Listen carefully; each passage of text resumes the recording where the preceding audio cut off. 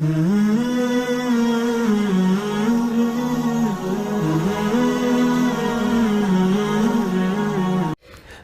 بچپن کی بڑی ویلیو ہے بچے کو جس چیز کا عادی. دیکھو یہ جو ہم چائنیز پہ حیران ہوتے ہیں کہ کتے بلی کیسے کھا لیتے ہیں, یہ ہمیں تو الٹی آتی ہے نا دیکھ کے.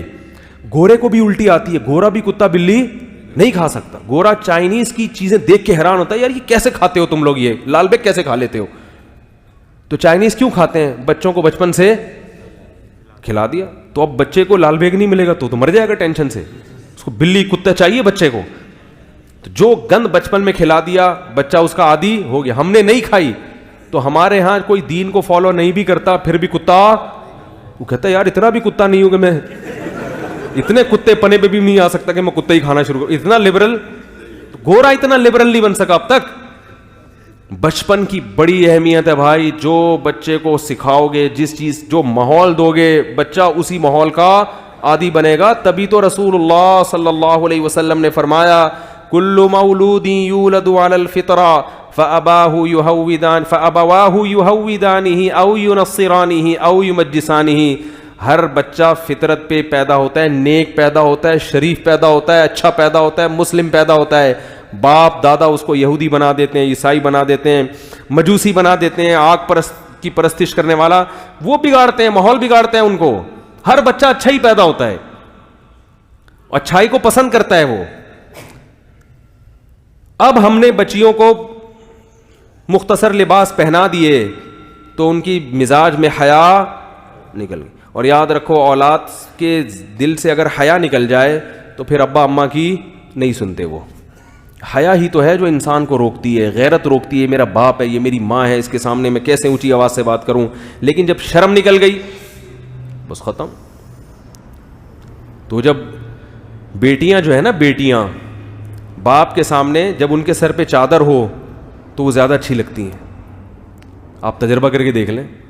جوان بیٹی باپ کے سامنے سر پہ چادر رکھ کے بیٹھے گی, باپ کو اس پہ پیار زیادہ ہے. یہ رشتہ ایسا ہے.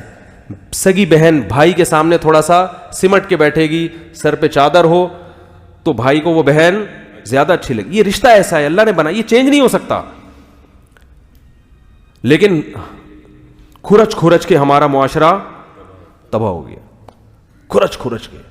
اب نتیجہ کیا نکل رہا ہے کہ بہن کی جو ڈریسنگ ہے بھائی کے سامنے وہ اتنی معذرت, اتنی بےہودہ ہوتی ہے کہ حیا کا جو ایک وہ تھا عنصر وہ کیا ہو گیا, ختم. جب وہ ختم تو پھر وہ جو ایک تقدس تھا نا رشتے کا کہ یہ میری بہن ہے, میں نے اس کے لیے جان دینی ہے اور اس کا میں نے خیال کرنا ہے, اور یہ میرا بھائی ہے, اس سے میں نے نظر یعنی تھوڑا سا اس کے سامنے میں نے حیا کی لاج رکھنی ہے, کوئی ایسی حرکت نہیں کرنی جو معاشرے میں بری سمجھی جاتی ہو.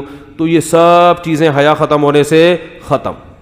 تو نہ وہ بہن بھائی کی عزت کرے گی, نہ بھائی بہن کی عزت کرے گا. تو تڑاق سے باتیں ہیں, وہ ادھر جا رہی ہے, پرس لڑ گیا, میں جا رہی ہوں, صحیح ہے نا, میں کسی سے پوچھ کے کچھ بھی نہیں کرتی, تو روک سکتا ہے روک لے.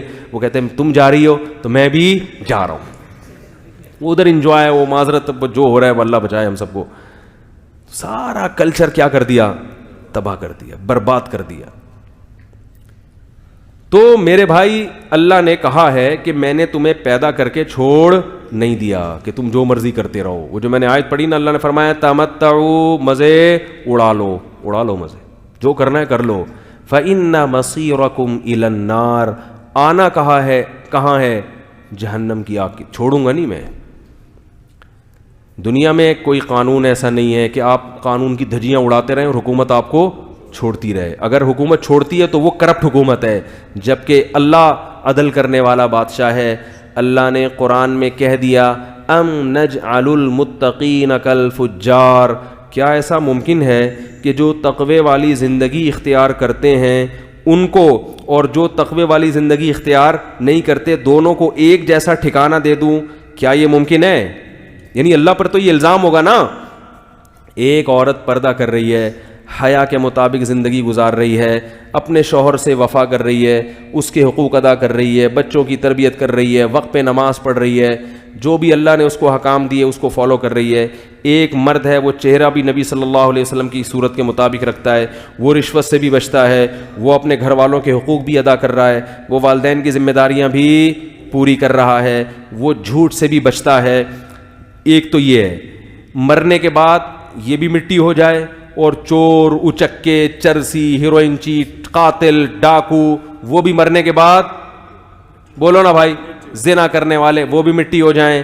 تو اللہ فرماتے ہیں اگر مٹی کر کے ختم کرنا ہے تو یہ مجھ پر الزام ہے کہ میں نیک بننے والے کو کوئی اجر نہیں دے رہا اور برائی کرنے والے کو سزا نہیں دے رہا, تو پھر نیک بننے والا نیک کیوں بنے؟